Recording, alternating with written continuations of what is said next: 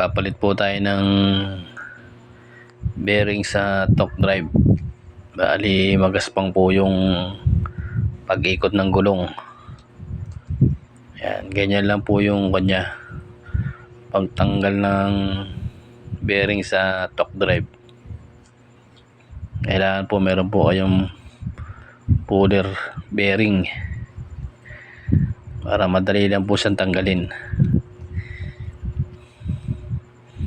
Yan, tatanggalin natin muna yung stick bearing niya dito sa una, tapos yung sa huli, yung po yung papalitan po natin, yung maliit na bearing 6902 yung number ng bearing sa torque drive. Kamukha lang po ng punto pang Mio. Ayan na po yung stick bearing niya, umaangat na.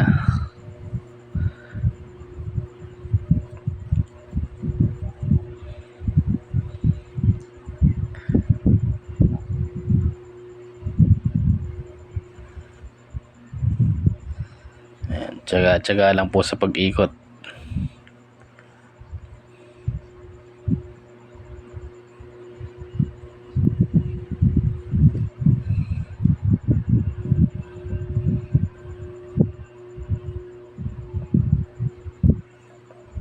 Ayan, pero malapit na siyang matanggal.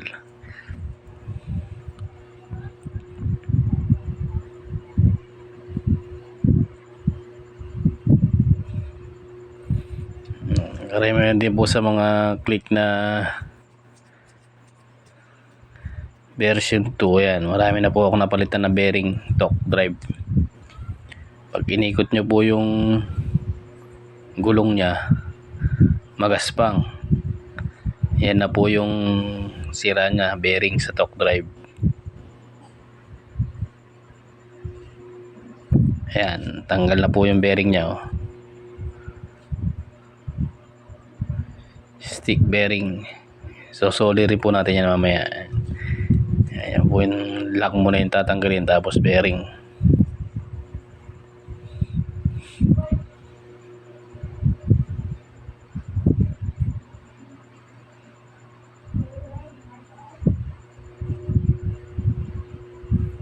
Tanggal na yung lock, tapos yung bearing naman po, ayan. Bali po, pukpukin lang yung bearing na yan, madali lang po sa tanggalin na yan. 6902 po yung size na yan.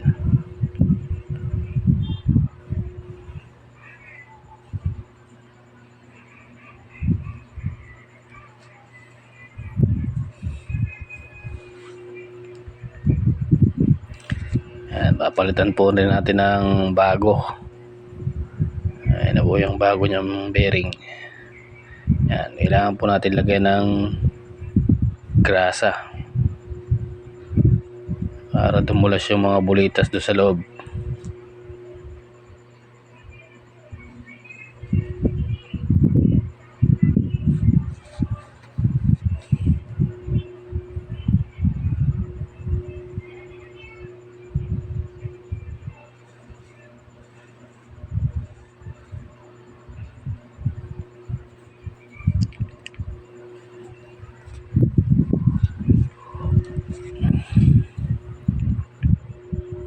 Yan, dapat malagyan mabuti yung bearing ng grasa sa loob niya. Ayan po yung bearing niya, pupupukin lang ng konti. Ayan. Ayan na po yung stick bearing niya. Ayan, pinupukpuk lang din po yan. Ayan, rubber po yung pumupukpuk nyo para hindi siya masira. Ayan.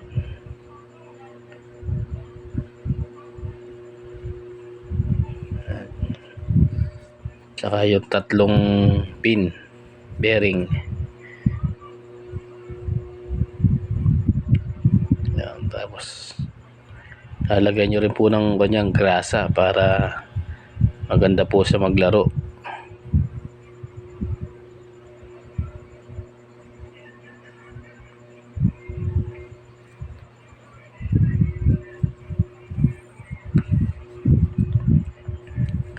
pa-share na lang po ng mga video.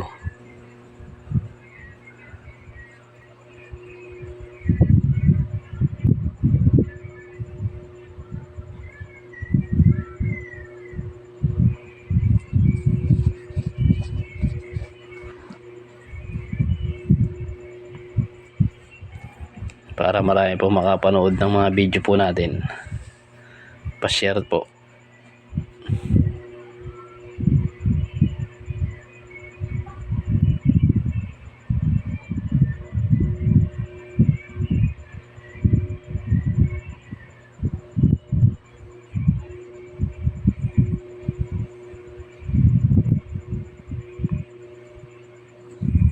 Ayan, tapos na. Ayan, lalagay na lang yung clutch nya. Oh.